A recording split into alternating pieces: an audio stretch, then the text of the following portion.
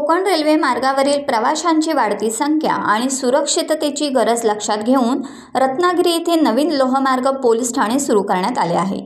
मुंबई लोहमार्ग पोलीस आयुक्तालयाअंतर्गत स्थापन करण्यात आलेल्या पोलीस ठाण्याचे उद्घाटन पोलीस महासंचालक लोहमार्ग महाराष्ट्र राज्य श्री प्रशांत बुर्डे यांच्या हस्ते ऑनलाईन पद्धतीने करण्यात आले।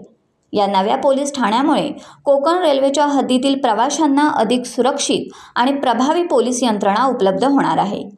बदलत्या परिस्थितीनुसार रेल्वे विभागात होत असलेले बदल, प्रवाशांची वाढती संख्या आणि गुन्हेगारीवर नियंत्रण मिळवण्यासाठी हार्बर लोहमार्ग परिमंडळ, कोकण लोहमार्ग विभाग तसेच रोहा, रत्नागिरी आणि कणकवली या ठिकाणी नवीन लोहमार्ग पोलीस ठाणे सुरू करण्याचा प्रस्ताव अप्पर पोलीस महासंचालक यांनी महाराष्ट्र राज्य यांच्यामार्फत शासनाकडे पाठवला होता।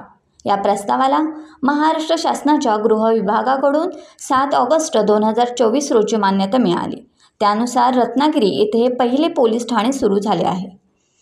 या पोलीस ठाण्याच्या निर्मितीमध्ये केंद्रीय रेल्वे सुरक्षा दल आणि रत्नागिरी जिल्हाधिकारी यांचे सहकार्य लाभले। या उद्घाटन सोहळ्याला अनेक वरिष्ठ अधिकारी उपस्थित होते। यामध्ये लोहमार्ग पोलीस आयुक्त Shri M Rakesh Kalasagar, Konkan railway corporation लिमिटेडचे अध्यक्ष आणि व्यवस्थापकीय संचालक श्री संतोष कुमार झा, रत्नागिरीचे जिल्हाधिकारी श्री एम देवेंदर सिंह आणि पोलीस अधीक्षक श्री नितीन बगाटे यांच्यासह इतर मान्यवर ऑनलाईन उपस्थित होते। या नव्या पोलीस ठाण्यामुळे पनवेल रेल्वे पोलीस ठाण्याच्या कार्यक्षेत्रातही वाढ झाली आहे।